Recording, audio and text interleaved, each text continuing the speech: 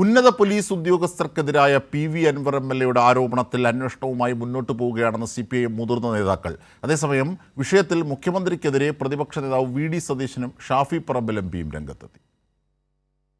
PV Anwar MLA ഉന്നയിച്ച വിഷയത്തിൽ ന്യായമായ പരിശോധനകളും പരിഹാരം കാണാനുള്ള ശ്രമങ്ങളും തുടരുകയാണെന്ന് CPIM PB അംഗം A. വിജയരാഘവൻ പറഞ്ഞു.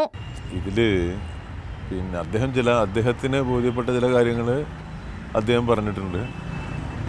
അത് അദ്ദേഹം മുഖ്യമന്ത്രിയായിട്ട് സംസാരിച്ചിട്ടുമുണ്ട്.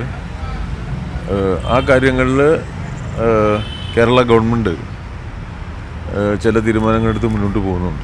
ആരോപണങ്ങൾ അന്വേഷിക്കാൻ കേരളത്തിൽ ഏറ്റവും ഉയർന്ന ഉദ്യോഗസ്ഥനെ തന്നെയാണ് മുഖ്യമന്ത്രി ചുമതലപ്പെടുത്തിയതെന്ന് CPIM PB അംഗം MA ബേബി പറഞ്ഞു. ഇത് സംബന്ധിച്ച് കേരളത്തിൽ ഏറ്റവും ഉയർന്ന director general of police DGP അദ്ദേഹം ഇവിടെ ഉന്നയിക്കപ്പെട്ട ആരോപണങ്ങളെക്കുറിച്ച് പരിശോധിക്കാൻ മുഖ്യമന്ത്രി അദ്ദേഹത്തെ നിയോഗിച്ചിരിക്കുകയാണ്.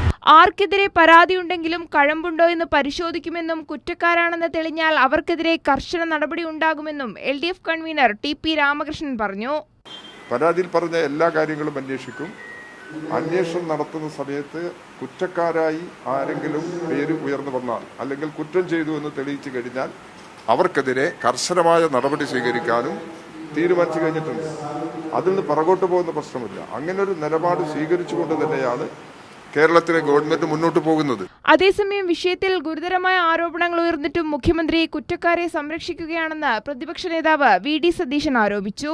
കൊലപാതകം, സ്വർണ്ണക്കള്ളക്കടത്ത്, സ്വർണം പൊട്ടിക്കൽ, ലഹരി മരുന്ന് ഏർപ്പാട് തുടങ്ങിയ കൈക്കൂലി, കോഴ തുടങ്ങിയ ഗുരുതരമായ ആരോപണങ്ങൾ വന്നിട്ടും ADGP അജിത് കുമാറിനെയും അയാൾക്ക് എല്ലാ പിന്തുണയും കൊടുക്കുന്ന പൊളിറ്റിക്കൽ സെക്രട്ടറി P ശശിയെയും മുഖ്യമന്ത്രി സംരക്ഷിക്കുന്നത്.